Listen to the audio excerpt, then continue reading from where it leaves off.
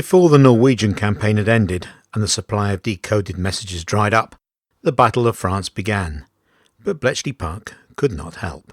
On the 10th of May, the day Winston Churchill became Prime Minister, the Netherlands and Belgium were invaded, and Rommel, following the valley of the Somme, set off on his infamous dash for the sea. On the 21st of May, he had reached the sea and separated France into two parts. The southern part contained the bulk of the land, Paris, and most of the French army. The northern section contained the channel ports of Calais and Dunkirk and around 400,000 French and British troops. The Germans concentrated on subduing France, thinking the northern area only contained 100,000 soldiers, and left the area in peace for a couple of days. On the 22nd, the day after Rommel reached the sea, Bletchley Park broke the Luftwaffe codes. These codes would remain broken until the end of the war. Breaking the Air Force codes did not mean that only Air Force information was received.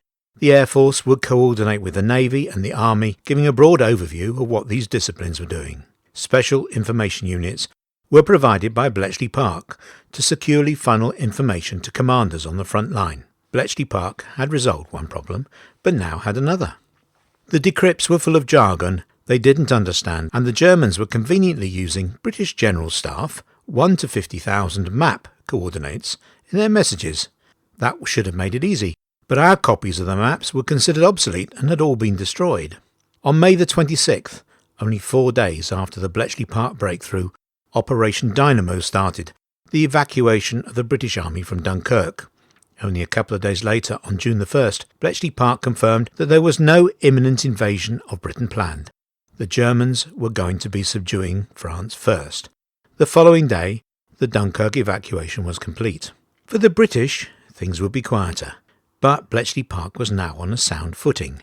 Churchill, knowing that invasion was not imminent, sent 2 squadrons of fighters back to France on June the 6th, a direct result of Bletchley Park.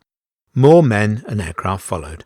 On the 12th, many of them surrendered to Rommel, a wasted effort.